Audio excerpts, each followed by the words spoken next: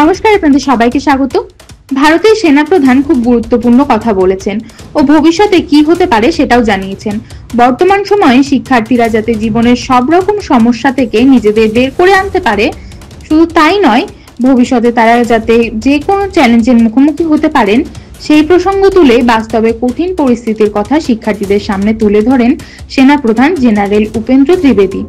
রেওয়ার TRS কলেজের শিক্ষার্থীদের সামনে ভবিষ্যতে পৃথিবীর ছবি তুলে ধরেন উপেন্দ্র ত্রিবেদী।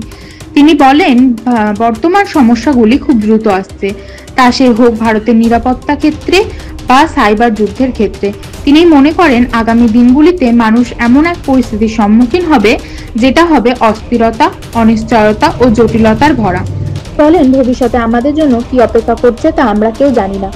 এরপরেই তিনি উদাহরণস্বরূপ বলেন, আজ ট্রাম্প কি করছেন আমার মনে হয় ট্রাম্প নিজেও জানেন না তিনি আগামীকাল কি করতে চাইছেন। তিনি জানান, পুরনো সমস্যা বোঝার আগেই আর একটি নতুন সমস্যার সামনে চলে আসছে।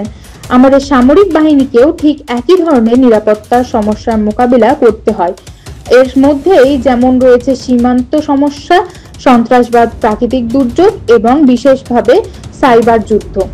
তিনি বিশেষ জোর দিয়ে জানান, এখন নতুন করে মহাকাশ যুদ্ধ, স্যাটেলাইট, রাসায়নিক, জৈবিক তেজস্ক্রিয়তা যুক্ত হয়েছে।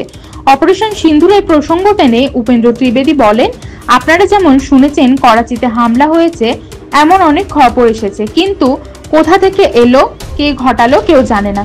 তিনি শিক্ষার্থীদের উদ্দেশ্যে বলেন, এই সমস্ত চ্যালেঞ্জের মোকাবিলা করার জন্য ভবিষ্যতে স্থল, জল ও আকাশ এই তিন ক্ষেত্রেই কাজ করার জন্য প্রস্তুত থাকতে হবে।